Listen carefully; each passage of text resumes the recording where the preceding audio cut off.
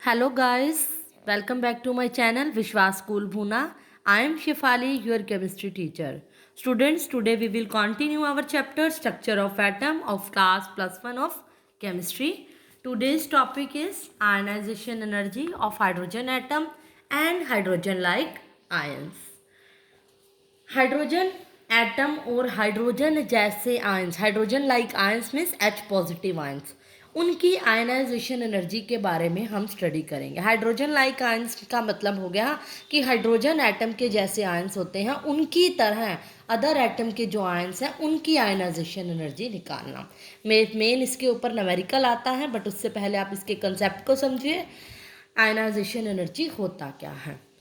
Ionization energy आपके लिए एक थोड़ा सा नया टॉपिक है, 10th क्लास में आप इससे फैमिलर नहीं हो, तो आपको पहले मैं इस टॉपिक के बारे में बताती हूँ। रीड द स्टेटमेंट, इसकी डेफिनेशन क्या है।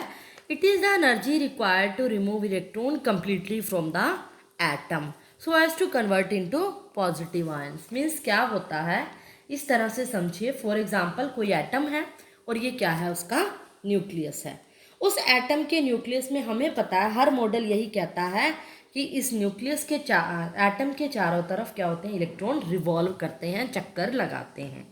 क्या होता है, इन इलेक्ट्रॉन को रिमूव करने के लिए, अगर मान लो मुझे किसी एटम में से उसके इलेक्ट्रॉन को रिमूव करना है, तो रिमूव करने में जो एनर्जी लगती है, यहाँ से कहीं लेकर जाना है अप टू इन्फिनिटी तक, जो एनर्जी लगती है वो एनर्जी जो होती है वो होती है आयनाइजेशन एनर्जी। तो ये आपको पता होना चाहिए। इनऑर्गेनिक में इसके ऊपर बहुत डिटेल में स्टडी आएगी, इसके फैक्टर्स वगैरह, तो अभी जस्ट इसकी डेफिनेशन बता रही हूँ। मान लो फॉर एग्जांपल मैं सोडियम एटम की बात कर रही हूँ। सोडियम का एटॉमिक नंबर Z की वैल्यू 11 होती है, और अगर हम इसकी कॉन्फ़िगरेशन करूँ 281 होगी। एक्चुअल में आयनाइजेशन एनर्जी इलेक्ट्रॉन कौन से रिमूव करती है, जो कि आउटर मोस्ट शेल में है। अब इसके आउटर मोस्ट शेल में जो इलेक्ट्रॉन है वो कितने हैं, 1 है। लास्ट शेल में जो इलेक्ट्रॉन होते हैं, कॉन्फ़िगरेशन जो आपने सिंपल कॉन्फ़िगरेशन जो आपने 9th 10th क्लास में की है, इसमें लास्ट शेल में इलेक्ट्रॉन रिमूव करोगे, उसको रिमूव करने में जो एनर्जी लगी वो होती है आयनाइजेशन एनर्जी। मीन्स एक इलेक्ट्रॉन रिमूव करोगे और एक इलेक्ट्रॉन रिमूव करोगे तो चार्ज कितना आएगा, 1 पॉजिटिव। इसीलिए इसमें डेफिनेशन में कहा है so as to convert into positive ion. Positive ion में कन्वर्ट करने के लिए जो एनर्जी लगती है इलेक्ट्रॉन को एटम में से निकालने के लिए, वो जो एनर्जी होती है वो आयनाइजेशन एनर्जी होती है। वो कोई भी शेल हो सकता है, KLMN, वो जितना ज़्यादा न्यूक्लियस से दूर होगा वो डिपेंड करता है एनर्जी ज़्यादा लग रही है कम, इसकी डिटेल मैं आपको इनऑर्गेनिक में बताऊंगी। इसमें क्या होती है, it is the energy absorb by electron in the ground state. ये एनर्जी कौन सी, जो एब्जॉर्ब हो रही है इलेक्ट्रॉन के द्वारा in ground state. Ground state मैंने कौन सा बताया था बोर्ड्स मॉडल में, कि अगर मान लो इससे इस शेल में, फर्स्ट से सेकंड शेल में जा रही हूँ, तो फर्स्ट ग्राउंड होगा और सेकंड एक्साइटेड होगा। जो एक्साइट ग्राउंड स्टेट होगा, जैसे n की वैल्यू यहाँ 1 होगी, फर्स्ट शेल है, to jump to infinity, so as to jump to infinity. मान लो यहाँ से यहाँ तक इन्फिनिटी, अप टू मुझे नहीं पता कौन से शेल तक इसने जाना है, इन्फिनिटी तक जाने में जो एनर्जी लगेगी वो एनर्जी जो होगी इसकी आयनाइजेशन एनर्जी होगी।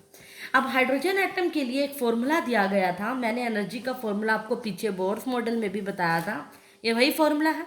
आयनाइजेशन एनर्जी का मैं आपको बताती हूँ। एनर्जी का फॉर्मूला पहले एक बार फिर से रिमाइंड करो, -2.18 into 10⁻⁻18 Z square, Z charge, nuclear charge, atomic number, by में n स्क्वेयर कौन सा ऑर्बिट है, जूल पर एटम इसकी यूनिट है, और अगर किलो जूल में होगा तो ये फॉर्मूला होगा। ये मैं बोहर्स के पोस्टुलेट में पिछली वीडियो में बहुत डिटेल में बता चुकी हूँ। आयनाइजेशन एनर्जी का फॉर्मूला होता है कि मैंने कहा, देखो ये पॉइंट मेन है, ग्राउंड स्टेट से इन्फिनिटी तक इलेक्ट्रॉन को जंप कराने में जो एनर्जी एब्जॉर्ब्ड होती है, मैंने बताया था ग्राउंड से एक्साइटेड में जाने में एनर्जी एब्जॉर्ब होती है, एक्साइटेड से ग्राउंड में इमिट होती है। अब मैं ग्राउंड से एक्साइटेड जा रही हूँ तो मेरी एनर्जी में जो चेंज आया, वहाँ पे जो हम डेल्टा ई पढ़ते थे, यहाँ पर वही क्या होगी, आयनाइजेशन एनर्जी। अब हमें नहीं पता कौन से ऑर्बिट में गया, n क्या है, इन्फिनिटी, तो E इन्फिनिटी माइनस क्या होगा, E1, क्योंकि मैं n की वैल्यू यहाँ पे ग्राउंड स्टेट में 1 लेके चल रही हूँ। अगर n की वैल्यू 2 होगी, दूसरे शेल के ऊपर इलेक्ट्रॉन आएगा तो वहाँ से जाएगा इलेक्ट्रॉन, एनर्जी अब्जॉर्ब होगी तो n की वैल्यू 2 होगी। अगर तीसरे शेल में होगा तो n की वैल्यू 3 होगी। तो डिपेंड कर रहा है कि शेल कौन सा है। E∞, E-1 और E∞ मैंने बोहर्स के पोस्टुलेट में पिछली वीडियो में बताया था, जब सिग्निफिकेंस बताया था कि नेगेटिव क्यों होती है इलेक्ट्रॉन एनर्जी। हम मान के चलते हैं कि E∞, जो हमें पता ही नहीं कौन सा लेवल है, वहाँ पर एनर्जी क्या होती है, 0। तो E0 -1 पे क्या होगी आयनाइजेशन। इस फॉर्मूले के अंदर E की वैल्यू 1 पुट कर दो, क्योंकि हाइड्रोजन का ही है, हाइड्रोजन की ही निकाल रही हूँ मैं अभी, एटम तो वही रहेगा। Z की वैल्यू 1 रहेगी, N की वैल्यू भी 1, 1 का स्क्वायर कैंसिल हो जाएगा। तो किलो जूल में लोगे तो ये पुट करोगे, अगर जूल में लोगे तो ये पुट करोगे। मैं डायरेक्ट किलो जूल में पुट कर रही हूँ। 11.8 माइनस माइनस क्या हो जाएंगे, प्लस, तो आंसर आएगा 1311.8 किलो जूल पर मोल मेरी आयनाइजेशन एनर्जी आ गई। ये तो हाइड्रोजन के लिए थी। इसी तरह मैं एक और एग्जांपल आपको हीलियम आयंस के लिए लूँ। हीलियम आयंस में क्या होते हैं, He2 पॉजिटिव होता है, He पॉजिटिव लेके चल रही हूँ मान लो मैं।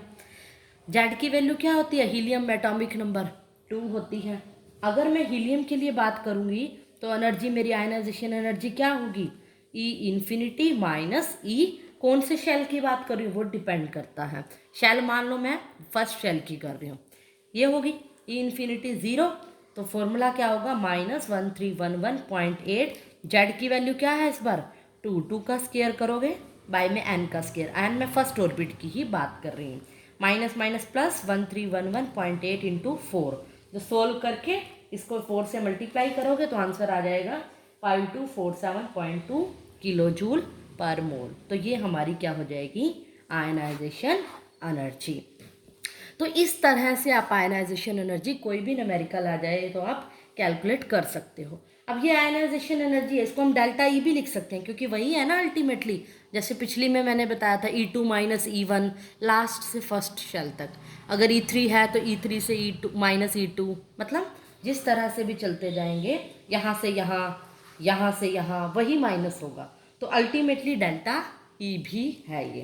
अगर आपको वेवलेंथ निकालनी पूछी जाए, आयनाइजेशन एनर्जी पूछी जाए तो यहीं तक, वेवलेंथ पूछी जाए इसका आगे फॉर्मूला ओपन कर लो। न्यूमेरिकल में इस तरह से आते हैं। तो इस एनर्जी को किसके बराबर रख लोगे, एच न्यू, न्यू क्या होता है हमें पता है, सी अपॉन में लैम्डा, लैम्डा निकाल लो। लैम्डा कैसे निकलेगा, एच सी अपॉन में डेल्टा ई। तो मतलब अल्टीमेटली आगे आप इस तरह से कर सकते हो पिछले फॉर्मूलेस को भी यूज़ करके। तो ये भी डेल्टा ई है, और एक तरह से हम नई इसको नाम दे दिया आयनाइजेशन एनर्जी का। अब मैं इसको आपको न्यूमेरिकल्स बताती हूँ किस टाइप के आते हैं। न्यूमेरिकल 2 एग्जाम्पल मैं आपको देती हूँ। एक एग्जाम्पल में आपको इस तरह के न्यूमेरिकल आपको देखने को मिलेंगे। फर्स्ट है, देखो, according to Bohr's theory the electronic energy of hydrogen atom in nth Bohr orbit is given by, मतलब एनर्जी दे रखी है बोहर के अकॉर्डिंग, वो किसकी दे रखी है, हाइड्रोजन एटम की दे रखी है।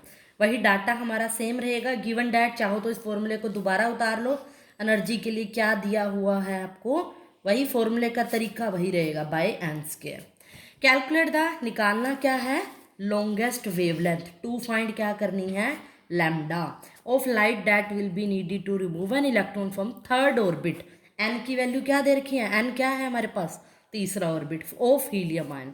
अब देखो हमें जो एनर्जी दी हुई है वो हाइड्रोजन की दी है। अब हो सकता है एनर्जी ना भी दी हो, यहाँ तो फॉर्मूला दे दिया, कई ऐसे हो सकते हैं कि ना दी हो, तो वो आपको लर्न होना चाहिए।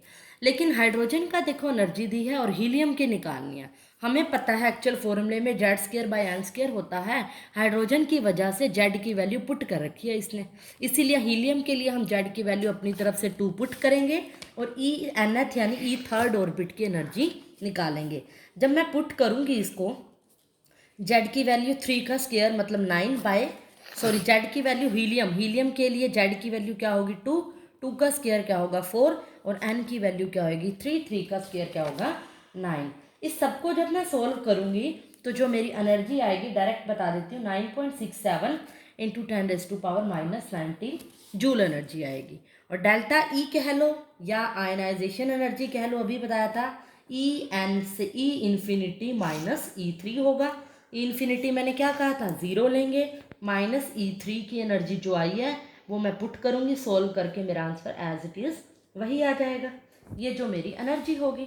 लेकिन मुझे क्या निकालना है इस न्यूमेरिकल में, एनर्जी निकालनी थी तो होगा, लेकिन लैम्डा निकालना है। तो वही अभी बताया था मैंने, डेल्टा ई क्या होता है, एच सी बाय में लैम्डा। तो यही इसके बराबर, अगर डेल्टा ई ये है तो एच सी बाय में लैम्डा भी ये होगा।